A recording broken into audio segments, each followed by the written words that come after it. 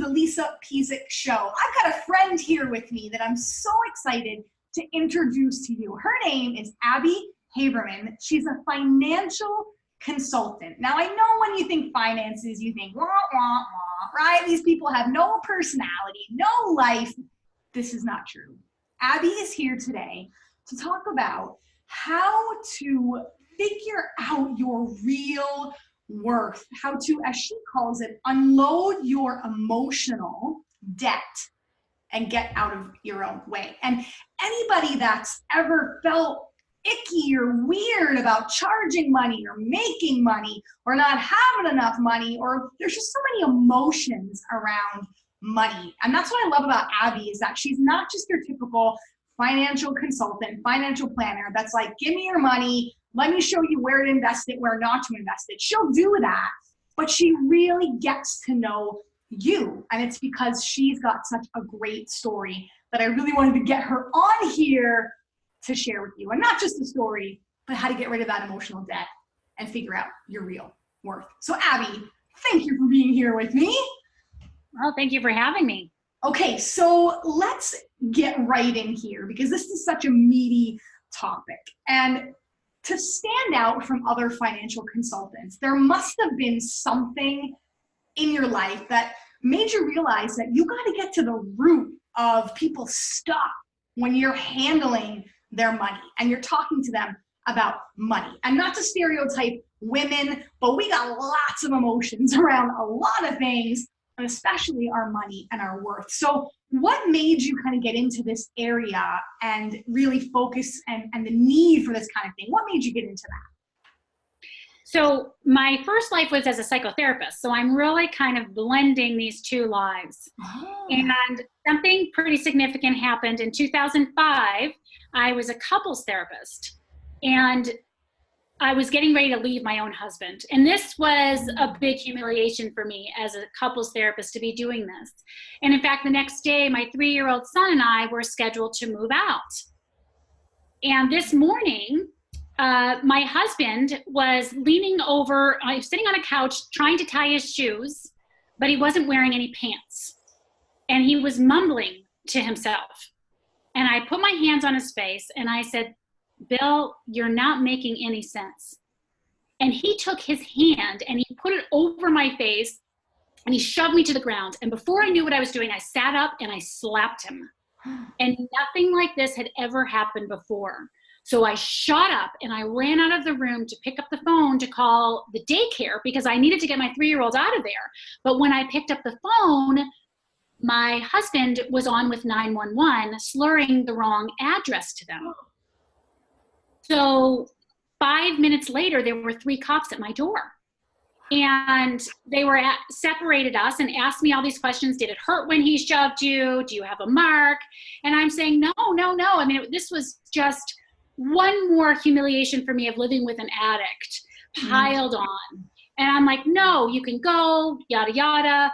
What I didn't know, and what he knew, is that when the police show up to your door to arrest you for domestic violence, at least in Colorado, when they show up to a domestic violence call, they're not trying to figure out if they should arrest you, they're figuring out who to arrest. They're actually legally bound to arrest someone. Oh my God. So after an hour of separating us, they said, you're gonna have to come with me. He said you slapped him and he never shoved you and he has a mark, and you said it didn't hurt. And off we went to the police station in cuffs in the middle of broad daylight of my cul-de-sac. I'm the resident couples therapist. I am being shoved into the back of a police car and brought to the police station. So when I get there, I ask the deputy after a strip search and all kinds of stuff. And I say, when am I going to get out of here? What time can I get out of here? Because my husband is not capable of taking care of my son. And he looked at me and he said, you're not going anywhere. You're staying overnight. The judges have all left for the day. So that night, I had 5 friends come and visit me in jail. 2 of them were therapists from graduate school. And I looked at my friend Rachel and I said, what am I going to do? And she looked me dead in the eye and she said, this does not define you. Not as a woman, not as a therapist, not as a mother. You are going to go lay down and you're going to pray for your next right step. And so I went off and I laid down in this overcrowded jail cell, right? Because there's 8 women in 4 bunk beds surrounding me. I'm on the floor of this jail cell in a hard cot.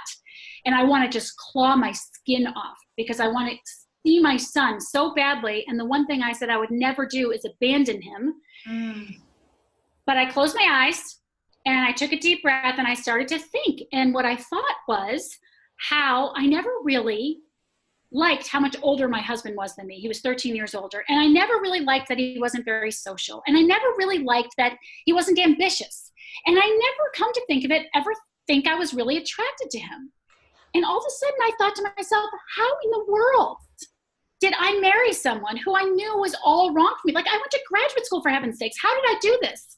And then I heard this voice in my head, this voice that had been in my head my whole life. And it said, well, who else is going to love you? And I realized in that moment that I had been following that voice with every decision I had made up until this day that I am in jail on the floor in total humiliation. And in that moment, I knew I would never listen to that voice again. And this is when I realized that I had been in my own way, that I began to think about my worth and how I had treated myself, my self-worth, and my net worth, which were both non-existent at that time whatsoever, and then my real worth. Wow. Yeah. Wow. Yeah. I love so many things that like jumped out for me. I love that your friend said this does not define you, because we're so stuck sometimes in that way of this is how it has to be. This is just the path I'm supposed to be on. Or sometimes we get in that victim role where we're like, this always happens to me. I can never get a break. But there's all this mindset stuff that messes with us. As you said, your self-worth and your net worth and your financial worth. But I love that it was like, so what was that, 13 years ago, if I'm doing the math correctly? Yeah. Yes. It was like you made that was like your do or die moment where you were like, things are going to change. And maybe, I don't know if you knew at that time you were going to go into financial planning and dealing with that, but it's like that theme of worth came up for you in that moment. That was like the lowest of the low. I mean, I couldn't even imagine, like, I'm just getting those visuals of like you being with a little white picket fence or like in your cul-de-sac, right, you know, keeping up with the Benjamins, and it's like everyone's sipping their coffee in their pajamas, grabbing their paper, and here's little Abby, you know, getting shoved into the back of a police car, you know, like it's just holy moly. Like sometimes we hear these stories of people and you would never think that that was somebody's past or that was something that, you know, happened, but that's just such a powerful story of owning it, like owning your own worth and owning your own life. And that's now taking you down the path to teach others how to do that, right? Right. So it's like, not only are you a financial consultant, but your message is bigger around people unloading that emotional debt and getting to that real worth. So what is like the first thing that somebody needs, like what was the first thing you did? So I'm not listening to that voice, or like, what's the first thing that somebody needs to do if they've hit that, like, this is my come to Jesus moment and things have to change? What's like the first thing they should do? Well, the first thing, you know, that I think is important to understand is, you know, understanding like the definitions of this stuff. So in business, right, in finance, your financial net worth is your assets minus your liabilities. So you have what you have what you own, and then you separate what you owe, and then you have your net worth. So if you have $1 million of assets, but you owe $500,000 on your house, you've just cut your net worth in half. You're not worth $1 million. You're only worth 500. Okay. So that number, your net worth, your financial net worth, is variable based on how much you paid off, how much you're saving. That changes. Yeah. And what I realized is what's interesting is when you formulate other types of worth. And so when you think of your self-worth, I think of that as your intrinsic value. So who you are as a physical, emotional, spiritual being, your thoughts, your values, your feelings, who you are. But when you add in that toxic voice in your head. In my case, it was the one that said, who else is going to love you? And then you add in the outside chatter. In my case, it was, well, it's time to get married. You know, you're a loser if you're not married. When you add those things in, you take your intrinsic value plus your toxic voice plus the outside chatter, and guess what? You've just cut your self-worth in half too. Yeah. How much of your self-worth do we as women allow ourselves to evaporate every day? Some days it could be all of it, depending on how much we're listening to those voices. So very much later, I mean, I wish I could tell you that I walked out of jail that day, like full of forgiveness with a Wonder Woman suit on. And, you know, I did not. That did not happen, right? That did not happen.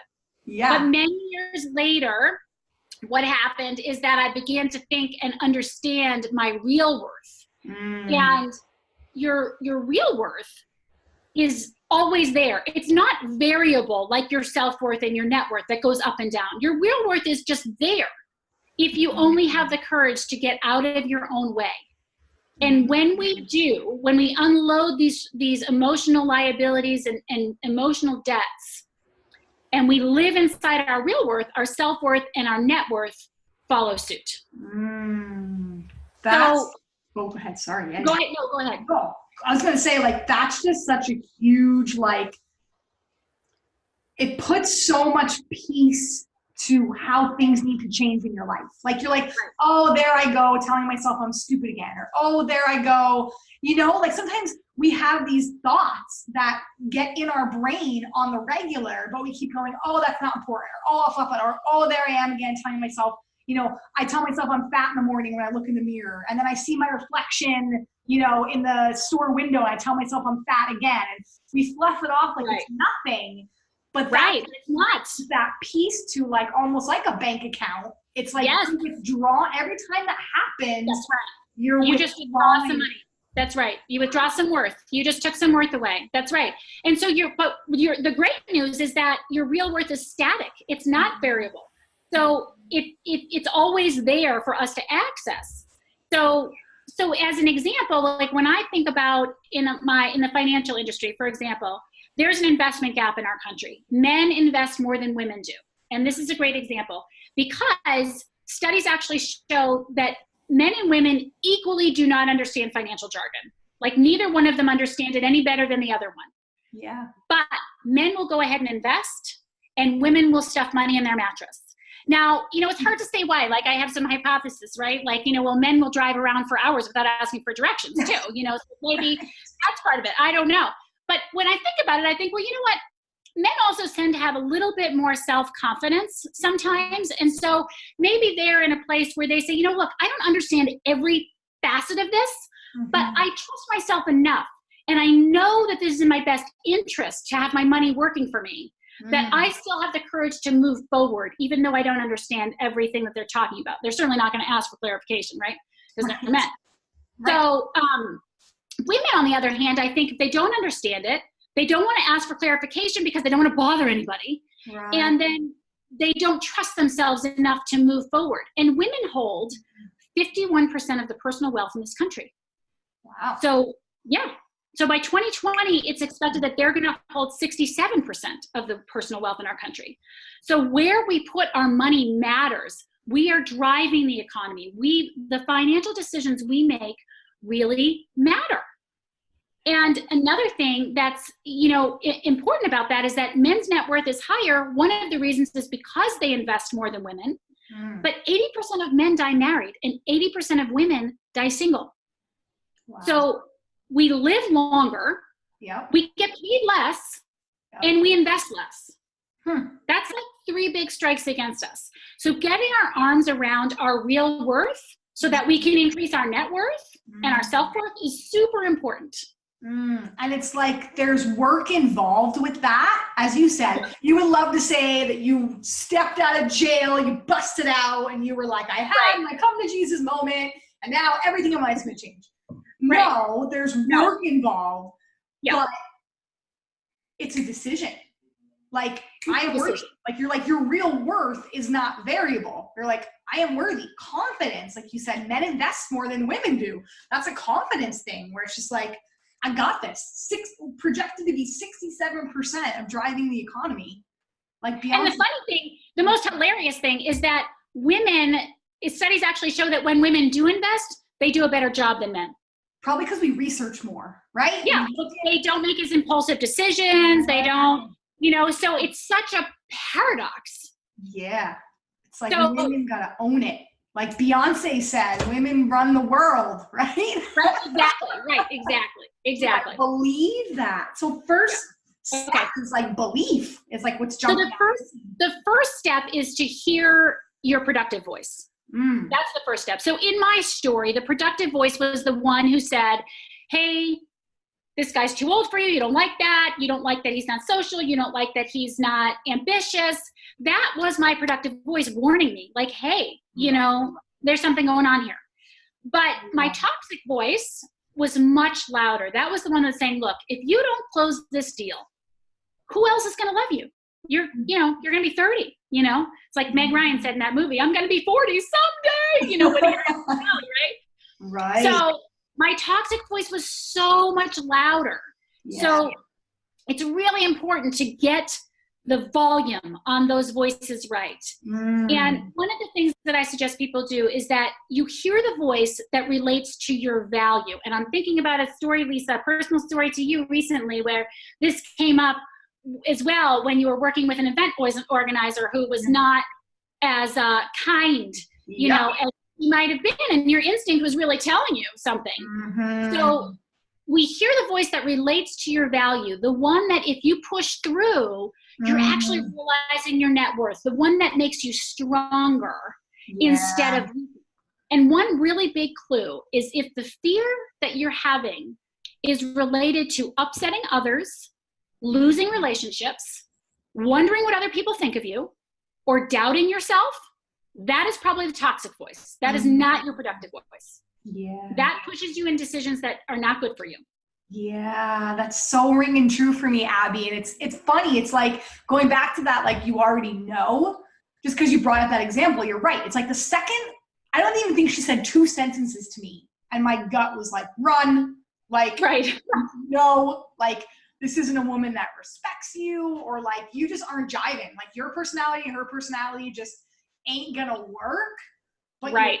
I stayed on the phone and I heard her out because I had that fear of I almost like FOMO. Like I wanted this opportunity so bad, but then when I had the opportunity to sit and think about it, I was like, this is not going to be a good move for me. I better pull away. I started listening to that good voice instead of that fear voice. And so everything you're saying, as you know, is 100% true and real life stuff that as women that we go through. So I love that. Hear your productive voice, get the volume right. Get the volume right. And one of the places where women really do this with finances, they'll say things like, if I try to understand, they'll say, I feel anxious that I don't know where the details of my money is. Well, that's a productive voice. You should know where your money is invested. That's a productive voice. Yeah. But what the toxic voice often says, and I wrote an article about this for Kipling, or I can send it to you if you want. The toxic voice to them says, if I try to understand this, I still may not get it right, and then I'll look stupid. Or if I push my husband on having this conversation again, we'll get into a fight. Your productive voice is a valid anxiety, and your toxic voice is the one that's just trying to scare you out of it. It's not new. People talk about that being the ego versus the soul. This is just the way that I talk about it. So that's step number 1. Yeah, I'm hensing there. I'm feeling there's a step number 2. There is. Okay. Step number 2 is act like you matter because you're the only one who doesn't think that you do. So once you hear your voice, you have to honor it. Awareness is great, but in the absence of action, you are not unloading debt. You're in your own way.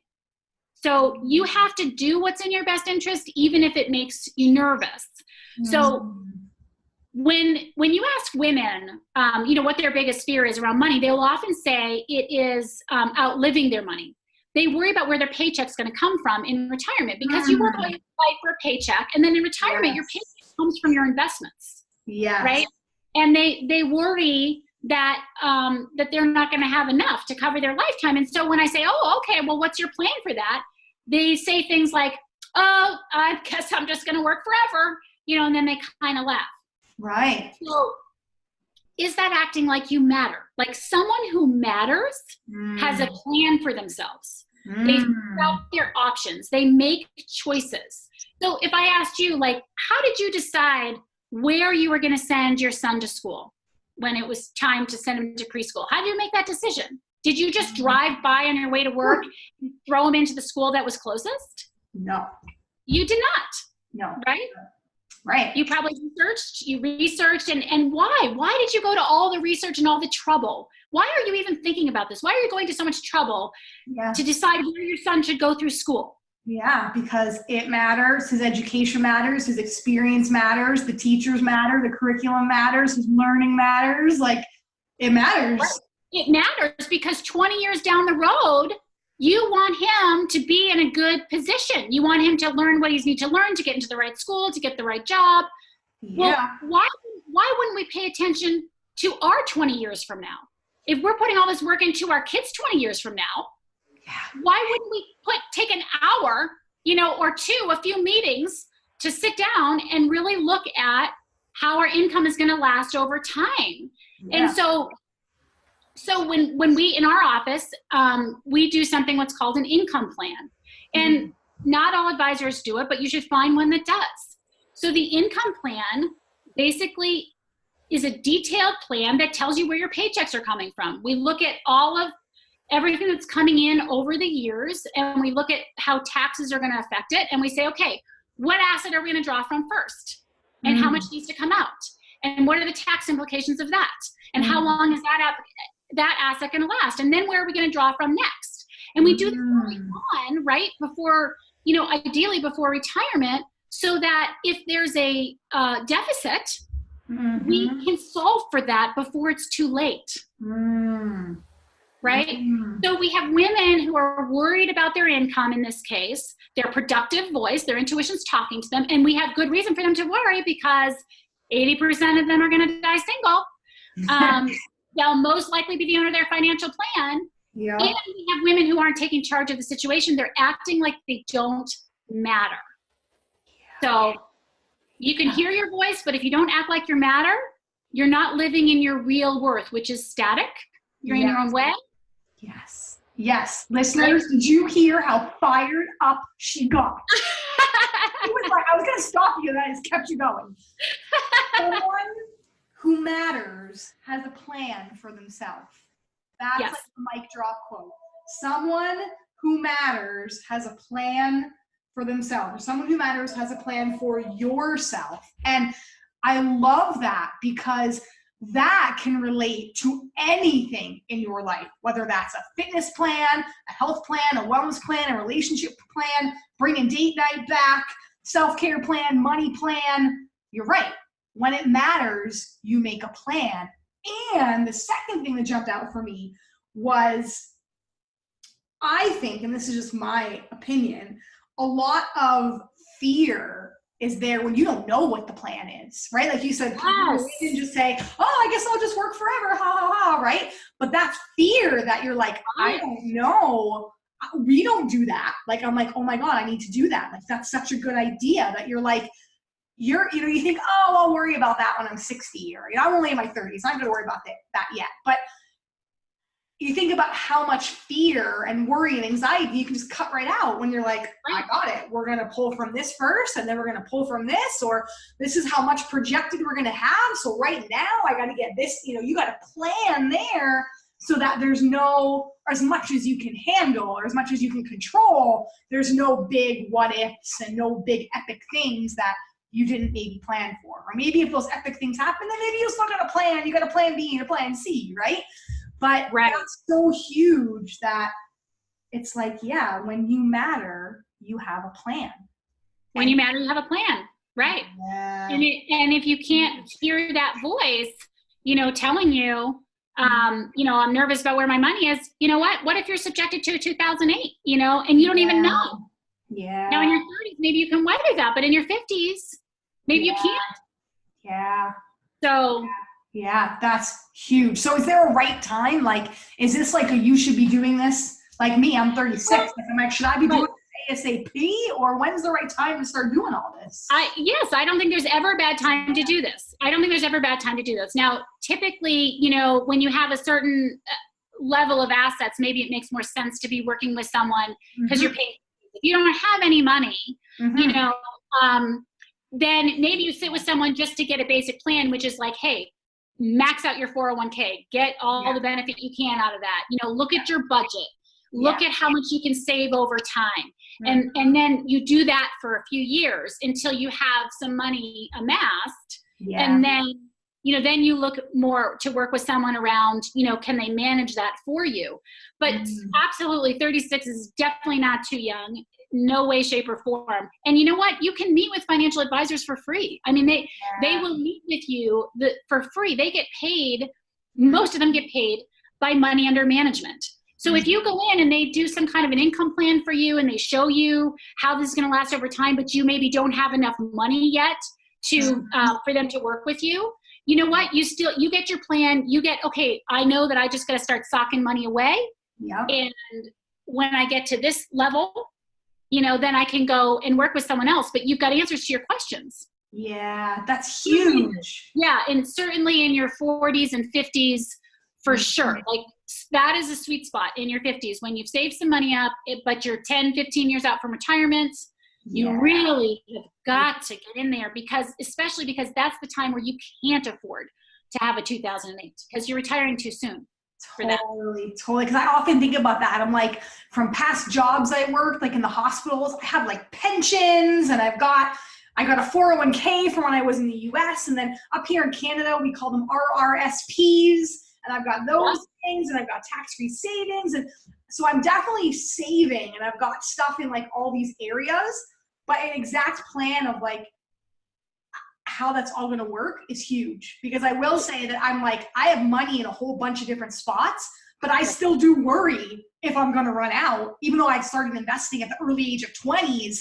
You're right. That is a valid thought that I'm like, I don't really know what I pull from first or what the plan is, or if I'm saving enough, if I'm putting enough away or that. So that's just such a helpful tip that I think people know they got out. And a way to think of just what you're talking about, Lisa, is you think about like if you go to a symphony, when you get to the symphony early, the instruments are warming up and it's like a mess, right? You just hear all these random sounds. Every instrument's doing its own thing, tuning up and everything.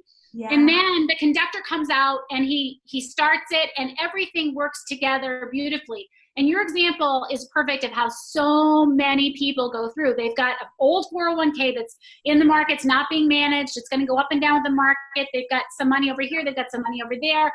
Every investment is not working together. And a plan means that your investments are also working together. So you have an idea of your income plans, but they're also, am I the right risk tolerance? Do I have the right amount of money, safe, and the right amount growing for my age and stage and my own risk tolerance? There's so many pieces to that. So absolutely. Yep. It's not enough just to have money in different places. You've got to pull that symphony together so it sings. So, when it sings, then you get the output, then you get the paychecks. Then you get music to your ears. Then you get what really matters, spending your retirement the way you want to retire. Yeah, and full disclosure, I'm always afraid of sounding silly. So I'm like, oh, Eric, you just deal with that. Oh, Eric, you just plan that. My husband, Eric, I'm like, oh, Eric, you just this and that. But according to your statistic, I'm going to outlive him. So I don't know what the heck's going on. So this is empowering me to get my butt in gear and understand it because I matter. Right? Exactly. Okay, is there a step 3? Yes. So step 3 is control your urge to control. So I feel like women, as in general, we tend maybe to be a little bit more on the controlling side of things. And we get in our way when we do that. So first, by virtue of focusing outside ourselves, we are totally checked out from what's going on inside ourselves, and we're not paying attention to our own needs and responsibilities. And so that is like, when we're so concerned with our kids' future, but not our own. So, as an example, like I have this fantasy that I can control my husband's punctuality or lack thereof.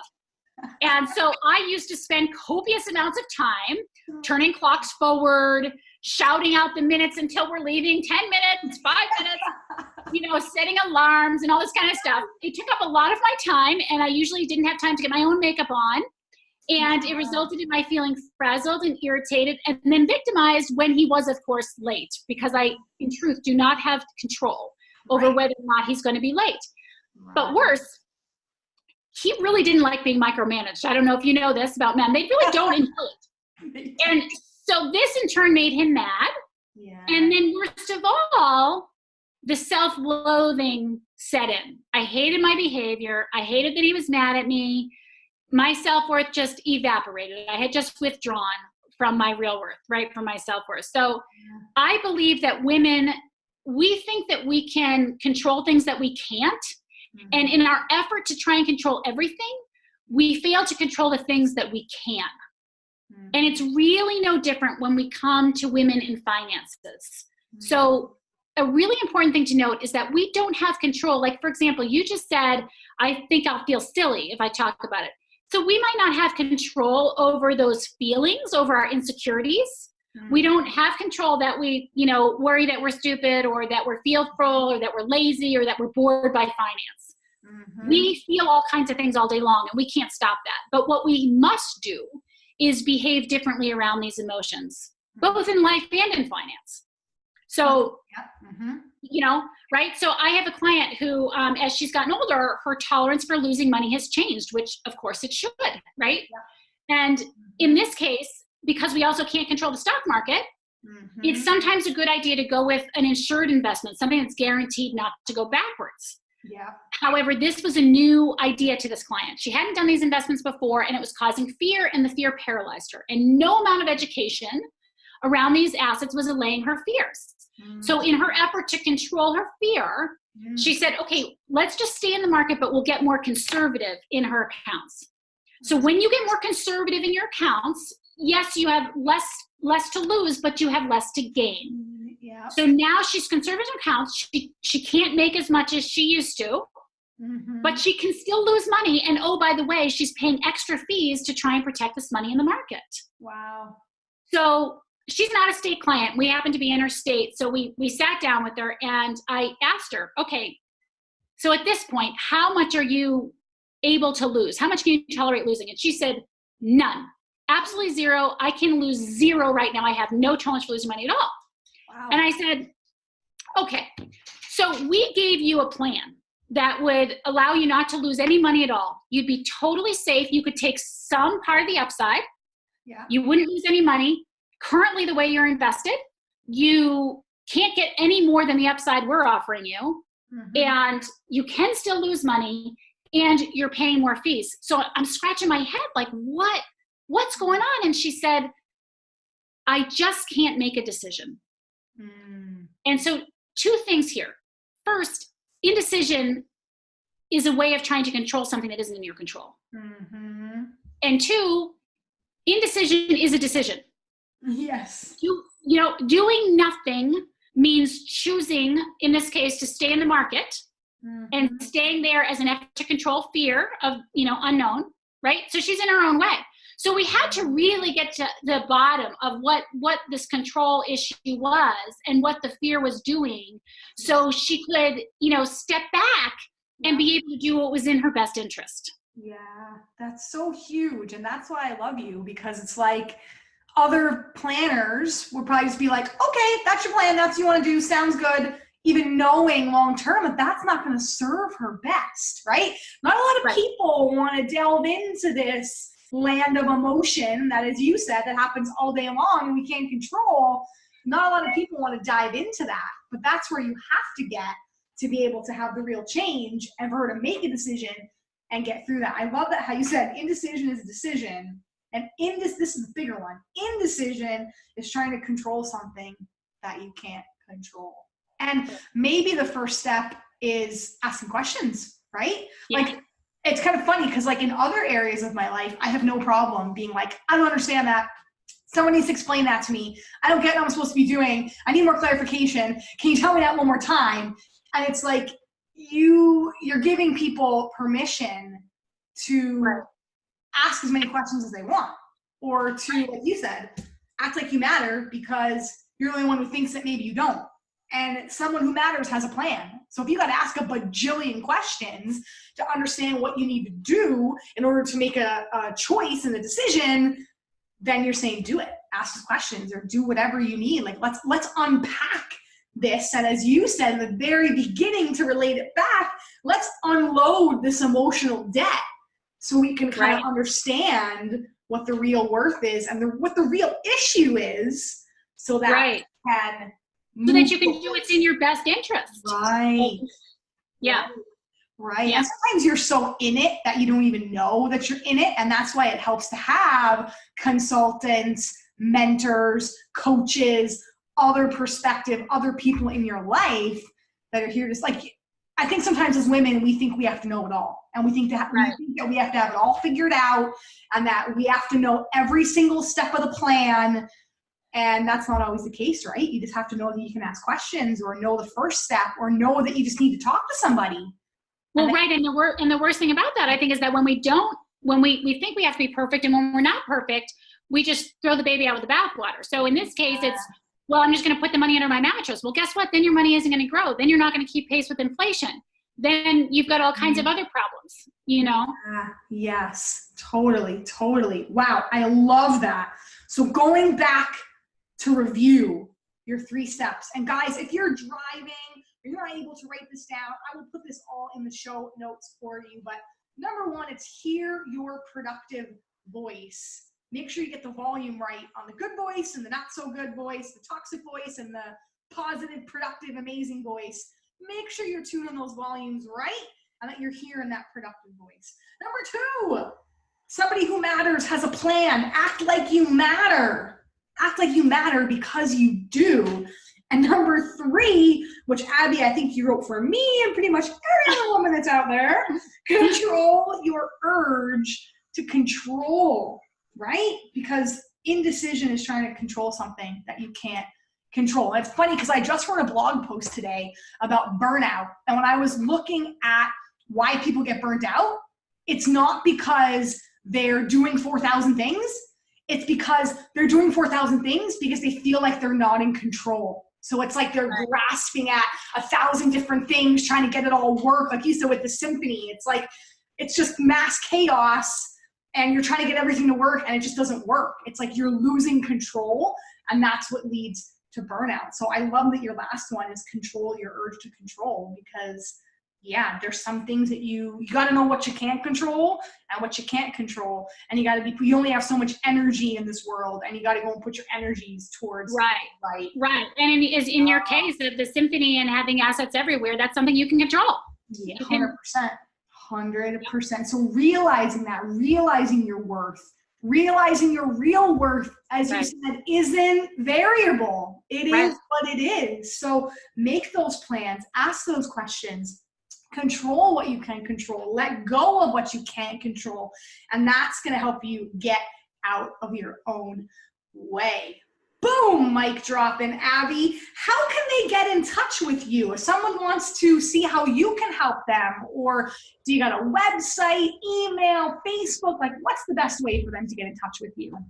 Yeah, my email is probably the best way. I do have a website that is going under construction soon. But it's havermanfinancial.com, and my email is Abby, ABBY, at havermanfinancial.com, and Haverman is HAV as in Victor, ERMANN.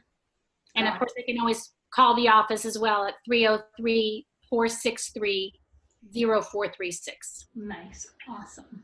Yay. So guys, don't worry again if you didn't get that. I will put Abby's email, phone number, the whole bit in the show notes. And dang, girl, thanks for coming to hang out with me on this podcast.